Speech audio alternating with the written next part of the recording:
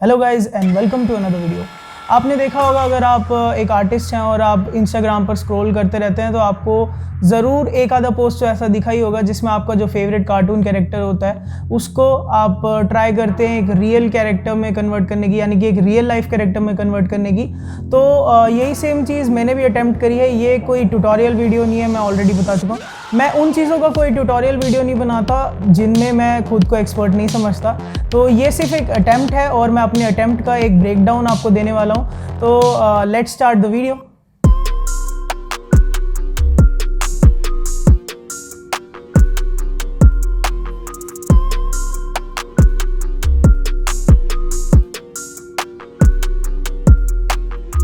So first of all एक reference होना बहुत ज़रूरी है अगर आप ऐसा कुछ अटैम्प्ट करते हैं तो। और मेरे पास भी एक बहुत अच्छा रेफरेंस इमेज था जो कि ये था। और अगर आप एक रेफरेंस इमेज को लेकर काम करते हैं तो बहुत अच्छा होता है, क्योंकि अगर आप किसी चीज़ को पहला अटैम्प्ट दे रहे हैं उसके लिए तो एटलीस्ट आपके पास एक रेफरेंस होना बहुत ज़रूरी है, जैसे कि मैं अपने चैनल पर बोलता रहता हूँ।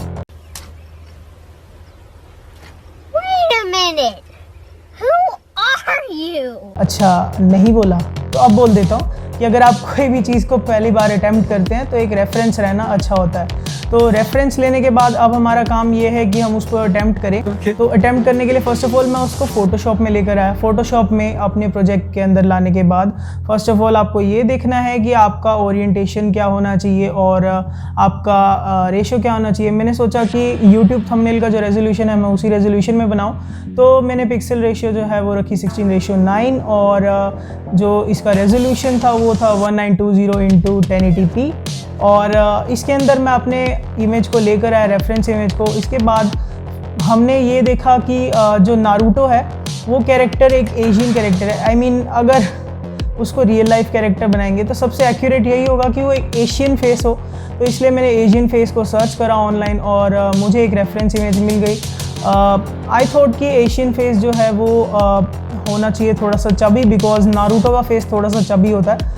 बट मुझे ऐसा कोई रेफरेंस तो नहीं मिला, बट उसको मैनिपुलेट हम बाद में भी कर सकते हैं। मुझे एक स्ट्रेट फेस मिल गया, वही बड़ी बात थी। तो मैंने उस इमेज को यूज़ कर लिया। उस इमेज को मैंने लिक्विफाई की मदद से जहाँ जहाँ तक बाउंड्रीज थी नारुतो के फेस की वहाँ तक पूरा कर दिया। उसके बाद पेन टूल की मदद से मैंने उसकी बाउंड्रीज़ को सिलेक्ट करा और डिलीट कर दिया। अब हमारे पास एक क्लीन फेस आ चुका है। इसके बाद हमें ज़रूरत है कान की और नाक की। सॉरी, नाक हमारे पास ऑलरेडी है। अब इसके बाद हमें ज़रूरत थी कान की और आँखों की। अब आइज़, क्योंकि इसमें जो थी वो इतनी सही नहीं थी, हमें आइज़ ऐसी चाहिए थी जो कि थोड़ा सा एंगर जिनमें शो हो, ठीक है, गुस्से वाली आंखें देखनी थी हमें। अब हमारी एंगर वाली आइज़ मैंने ऑनलाइन सर्च करी। बहुत ज़्यादा सर्च करने के बाद मुझे कुछ ठीक आइज़ वाली इमेज मिली, तो मैंने उनको यूज़ करा। उसके बाद अगर आप इमेज में जाकर एडजस्टमेंट में जाते हैं तो आप इसकी ब्राइटनेस को चेंज कर सकते हैं और ह्यूज एंड सैचुरेशन में जाकर आप इसकी ह्यू एंड सैचुरेशन को ट्राई कर सकते हैं कि कलर मैच कर दें जो आपका फेस वाली जो इमेज है उसके साथ, ठीक है। ज़्यादा ज़रूरी नहीं है बिकॉज हमने लास्ट में तो कलर करेक्शन करनी है, बट स्टिल अगर आप स्टेप्स के साथ साथ करते रहेंगे तो बेटर रहेगा। इसके बाद बात आती है कान की, और फिर मैंने ईयर्स के जो हैं रेफरेंस सर्च करी जैसे मैंने ऑलरेडी बताया, और इनको भी मैंने पेन टूल की मदद से ही कट करा। और पेन टूल की मदद से कट करने के बाद मैंने उनको उनकी सही प्लेस पर लगा दिया। और यहाँ पर जो आपका नारुतो का हेडबैंड है, हेडबैंड के ऊपर जो आपकी प्लेटिंग होती है हिडन लीफ विलेज की, वो मैं उसको बाद में करूँगा। फर्स्ट ऑफ ऑल मुझे उसकी जो प्लेटिंग है उस पर मेटालिक टेक्सचर था, तो मेटालिक टेक्सचर मैंने सर्च करा। आप ऑनलाइन सर्च कर सकते हैं, सिंपली मेटल टेक्सचर के नाम से आपको कई सारे रेफरेंस इमेजेस मिल जाएंगे। मुझे जो परफेक्ट इमेज लगा मैंने उसको उठाया और उस शेप में कट कर दिया। उसके बाद अब हमें क्या करना था, जो हमारा हिडन लीफ विलेज का जो लोगो होता है या फिर जो साइन होता है हिडन लीफ विलेज का, जो उसके हेडबैंड का साइन होता है, उसको हमने इमेज उठाई। उसके बाद मैं गया ब्लेंडिंग ऑप्शंस में। इसके बाद बेवल एंड एम्बॉस सेटिंग्स में जाकर आप थोड़ा सा छेड़छाड़ी करके उसको लगा सकते हैं जैसा वो परफेक्टली फिट हो जाए वहाँ पर। अब उसके बाद और भी कई चीज़ें हैं, जैसे कि आपका जो हेयर है वो आपको लगाने चाहिए। और हेयर को लगाने के लिए मैंने ट्राई करा कि एक रेफरेंस इमेज मैंने देखी जिसमें आपके कैरेक्टर के गोल्डन हेयर्स हैं, और गोल्डन हेयर्स को मैंने अपने हिसाब से जैसे भी कट करना था वैसे कट किया। कट करने के बाद मैंने उसको सिलेक्ट करके रखा और सिलेक्ट एंड मास्क में गया, और वहाँ पर जो आपका राउंडनेस है उसको अगर आप थोड़ा सा बढ़ा दें तो आपके हेयर के स्ट्रैंड्स जो हैं वो थोड़े थोड़े दिखने लग जाएंगे।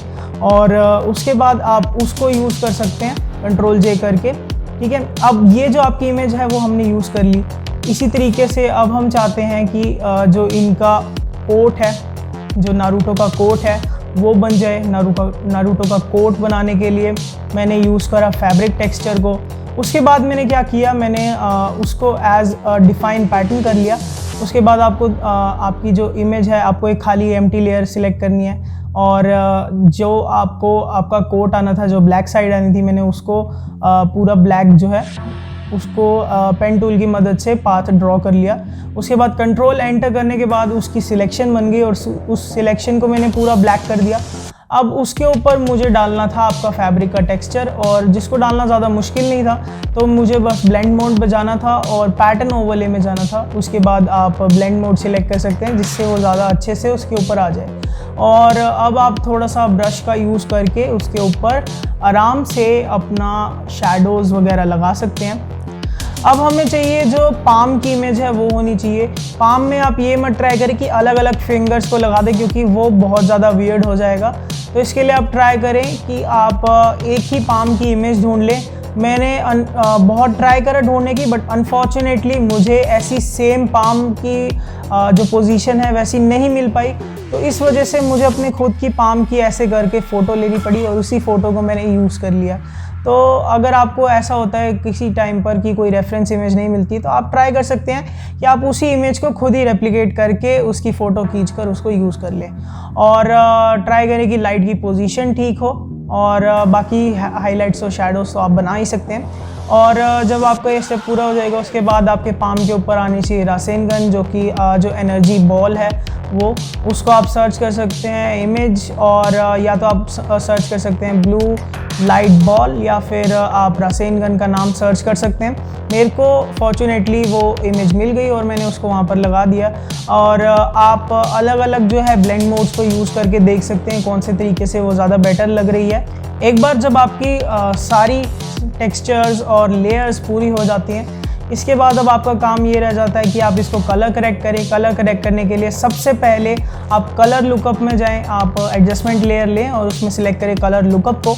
और कलर लुकअप में आपको देखना है मून लाइट या फिर डे फ्रॉम लाइट वाले जो फिल्टर्स हैं उनको यूज़ करना है। उसके बाद आपको उनके जो मास्क हैं उनको इन्वर्ट कर देना है। उसके बाद आपको ब्लैक ब्रश लेकर वहाँ पर ड्रॉ करना है जहाँ पर आप चाहते हैं कि हाइलाइट्स दिखाई दे, और वहाँ पर आपको ब्रश नहीं मारना है जहाँ पर आपकी शैडोज़ होती हैं। जब आपका ये पूरा प्रोसेस हो जाता है उसके बाद सबसे मुश्किल प्रोसेस आता है, और अगर आप इस प्रोसेस को सीख जाते हैं तो आपके लिए बहुत ज़्यादा इजी हो जाएगा फ़ोटो मैनिपुलेशन वगैरह, बिकॉज बाकी चीज़ें इतनी मुश्किल नहीं है जितना ये है।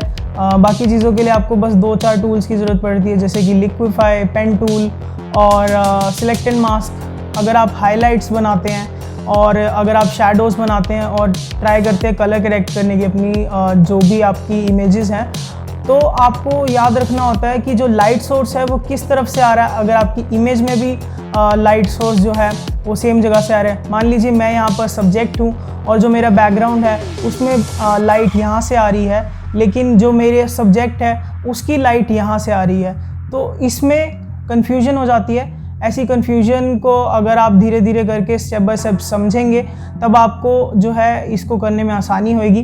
मैंने यहाँ पर एक और चीज़ जो है यूज़ करी है, मैं आपको दिखा देता हूँ। ये मेरा ग्राफिक्स टैबलेट, मैंने इसका कोई रिव्यू नहीं बनाया। यूजुअली मैं कोई भी चीज़ लेता हूँ तो उसका रिव्यू बनाता हूँ, बट इसका मैंने कोई रिव्यू नहीं करा। तो ये मेरा ग्राफिक्स टैबलेट है जो कि चाइनीज़ है, शायद इसीलिए मैंने इसका रिव्यू नहीं करा। तो आप ग्राफिक्स टैबलेट को यूज़ करें तो आपका काम बहुत ज़्यादा आसान हो जाएगा, बिकॉज ग्राफिक्स टैबलेट का यूज़ करने के बाद भी मुझे इस पूरे प्रोसेस को करने में एटलीस्ट 8 से 10 घंटे लग गए। मैंने कंटिन्यूसली नहीं करा तो उसकी टेंशन मतलब आज से 10 घंटे बिना सोए कोई बंदा नहीं रह सकता। अभी भी अगर आप देखें तो आपको डार्क सर्कल्स दिखाई दे रहे होंगे, but I am still making this video. रात के 2 बज गए हैं बट स्टिल मैं ये वीडियो बना रहा हूँ, तो सब्सक्राइब करे बिना मत जाना। तो अब बात करते हैं ग्राफिक्स टैबलेट को अगर आप यूज़ करते हैं तो अब आप ग्राफिक्स टैबलेट का यूज़ करके हाइलाइट्स बना सकते हैं। फॉर एग्जांपल अगर लाइट इस तरफ से आ रही है और आपके सब्जेक्ट में हाइलाइट्स जो हैं वो इस तरफ होंगे और इस तरफ होंगी शैडोज़। ये बेसिक सी नॉलेज है, अगर आप इन चीज़ों को ध्यान में रखेंगे तो आपको एडिट करने में ज़्यादा आसानी होगी। तो जैसे कि आपने देखा होगा जिस तरफ से हमारा लाइट सोर्स है उसके अपोजिट डायरेक्शन में आपको हाईलाइट बनाने हैं। तो हाईलाइट बनाने के लिए मैंने ग्राफिक्स टैबलेट का यूज़ करा, सॉफ्ट राउंड ब्रश को लिया और आपके हाइलाइट्स को जो है पहले तो नॉर्मली मैंने ड्रॉ कर लिया नेक्स्ट लेयर पर लेकर, उसके बाद मैंने मास्किंग का यूज़ करके वहाँ से हटा दिया जहाँ पर शैडोज़ आनी थी। उसके बाद मैंने इरेज़र टूल का यूज़ करके उसको एजिस को सॉफ्ट कर दिया और आप कुछ और सेटिंग्स को यूज़ करके इन जो आपके हाइलाइट्स हैं उनको और शार्प कर सकते हैं। और हाइलाइट्स को बनाना पहले आपको मुश्किल लगेगा, लेकिन आप जितना ज़्यादा एक्सपीरियंस करते जाएंगे हाइलाइट्स को बनाना उतना आपके लिए आसान होता चला जाएगा। अब फाइनली आपके हाइलाइट्स और शैडोज़ भी बन चुके हैं। अब इसमें एक ही चीज़ रह जाती है थोड़ी सी फिनिशिंग की, जो कि अभी भी आपको मिसिंग लग रही होगी। तो इसके लिए आप नॉर्मली क्या कर सकते हैं, पहले तो आपकी जितनी भी लेयर्स हैं उन सबको आप ग्रुप कर लें। उसके बाद आपका जो ग्रुप है उसको मर्ज करने से पहले आप ग्रुप का कॉपी कर लें। तो आप पूरे ग्रुप को सिलेक्ट करें और नई लेयर वाले आइकन की तरफ ड्रैग कर दें। जब आपकी डुप्लीकेट ग्रुप बन जाएगा तो उस ग्रुप को आपको सिलेक्ट करके कंट्रोल ई प्रेस करना है, जिससे आपकी जो इमेज है वो मर्ज हो जाएगी। उसके बाद आपको जाना है फिल्टर्स में और आप कैमरा रॉ फिल्टर्स को सिलेक्ट कर सकते हैं। कैमरा रॉ फिल्टर्स के अंदर आप जैसी भी सेटिंग देना चाहते हैं आप सेटिंग दे सकते हैं। और कुछ टाइम लगाकर मैंने एटलीस्ट 1 घंटे का टाइम लगाकर इस इमेज को ट्राई करा कि जितना ज़्यादा फिनिशिंग आ सके उतनी ज़्यादा आ जाए। और अगर आप थोड़ी सी नॉइस ऐड कर देते हैं अपनी इमेज में तो वो ज़्यादा अच्छा होता है, इससे आपकी इमेजेस जो हैं ब्लेंड होने में ज़्यादा आसानी होती है। अब ये मेरा फर्स्ट अटैम्प्ट था इसको करने के लिए कि मैंने एक पूरा कैरेक्टर जो है वो इतनी सारी रेफरेंस इमेजेस को मिलाकर बनाया। तो थोड़ा सा रिज़ल्ट में आपको प्रॉब्लम लग सकती है या फिर ऐसा हो सकता है कि जो रिज़ल्ट है वो इतना कुछ खास नहीं है और थोड़ा सा वियर्ड भी लग सकता है। बट ये मेरा फर्स्ट अटैम्प्ट था और मैं आपको ये दिखाना चाहता था कि अगर आपके पास कुछ क्रिएटिव आइडिया नहीं है तो आप ये भी ट्राई कर सकते हैं, जो कि ऑनलाइन ट्रेंड चल रहा है काफ़ी टाइम से, कि आप जो भी आपका फेवरेट कैरेक्टर है उसको फोटोशॉप का यूज़ करके रियलिस्टिक बनाने की कोशिश करें। आई होप आपको ये वीडियो इंटरेस्टिंग लगी होगी। इसी तरीके की वीडियो मैं यूट्यूब पर लाता रहता हूँ, तो अगर आप मेरे चैनल को सब्सक्राइब करेंगे तो आपको इसी तरीके की वीडियोस देखने को मिलेंगी। इसी तरीके की वीडियोस देखते रहिए और नेक्स्ट टाइम भी मिलता हूँ आपको ऐसे वीडियोस के साथ। तब तक के लिए take care and see you next time.